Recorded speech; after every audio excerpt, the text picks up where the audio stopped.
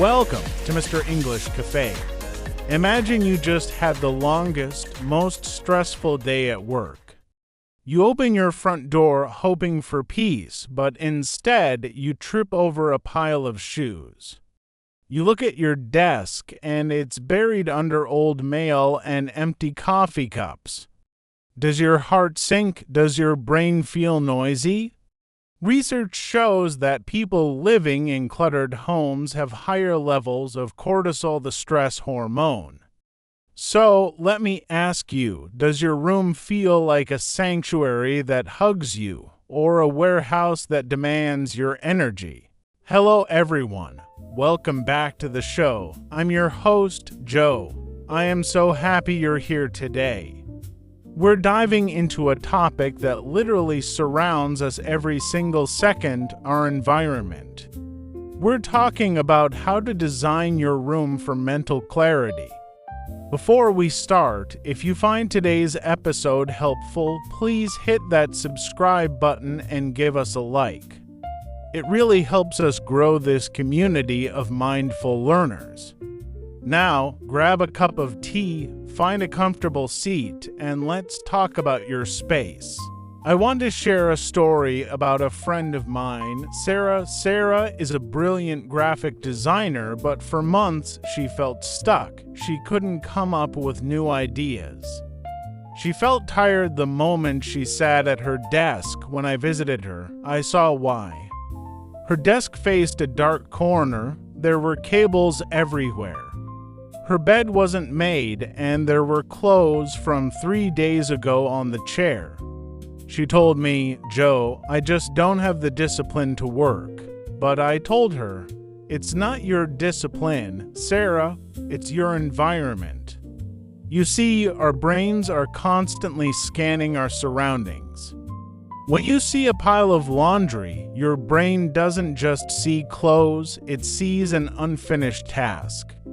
If you see 10 unfinished tasks while you're trying to read a book, your brain can't relax. It's like trying to listen to a soft song while 5 people are shouting your name. Think about a luxury hotel or a quiet library. Why do we feel so calm there? It's because those spaces are intentional. Every object has a purpose. When we design our rooms, we aren't just decorating. We are telling our minds, you are safe here, you can focus here. To understand this better, let's look at some wisdom from history and modern times. First, let's talk about Winston Churchill. He was the Prime Minister of the United Kingdom during World War II. He was a man who had to make huge, world-changing decisions under incredible pressure. He once said, "We shape our buildings, thereafter they shape us." Churchill was talking about how the physical layout of a room changes how we behave. Think about a real-life example. If you set up your room so your chair faces the window, you will look at nature more. You will feel more peaceful, but if you set your room up so your chair faces a wall of messy shelves, you will feel trapped. We think we are the boss of our rooms, but actually, the room tells our brain how to feel. Next, let's look at Marie Kondo. She is a world-famous organizing expert from Japan. She wrote a book called The Life-Changing Magic of Tidying Up. This book started a global movement. Her main idea is that we should only keep things that spark joy, things that make us feel a little spark of happiness when we touch them. In her book, she says, "The space in which we live should be for the person we are becoming now, not for the person we were in the past." This is so powerful. Many of us keep ghosts in our rooms. For example, maybe you have old textbooks from a career you didn't like, or clothes from a relationship that ended sadly. When you look at those things, you are living in the past. By letting them go, you tell your brain, "I am ready for the future." You create physical space, which creates mental space for new ideas. So, how can you apply this magic to your own life? Here are 3 deep suggestions. 1. The clear surface rule. Look at your kitchen counter or your desk. When these surfaces are covered in stuff, your brain feels like it has no room to start something new. If your desk is clear, you can sit down and start writing immediately. If it's messy, you spend 20 minutes cleaning before you can even think. A clear surface is an invitation to create. 2. Let the light in and control the color. Our bodies follow the sun. Natural light helps our brain produce serotonin, which makes us happy.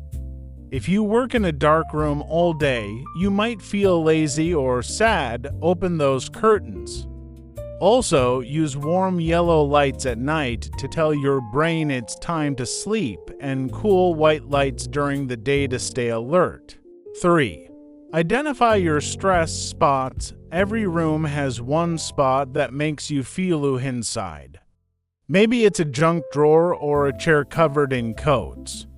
Every time you walk past that messy chair, you feel a tiny bit of guilt. That guilt adds up. Fix that one spot today. It's not about cleaning the whole house.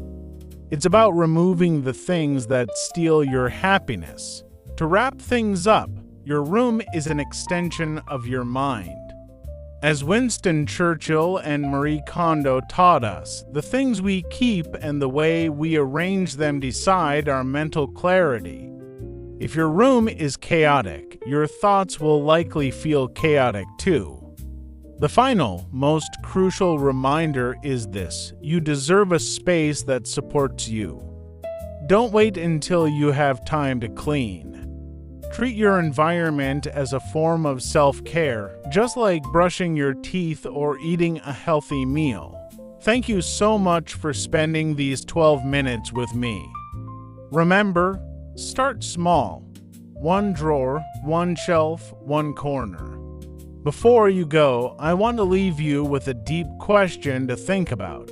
If your room could speak, what would it say about how you're treating yourself lately?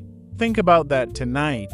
If you enjoyed this, please subscribe, like, and share this episode with a friend who might need a little peace in their life. Your support means the world to me. Stay mindful, stay kind, and I'll talk to you in the next episode.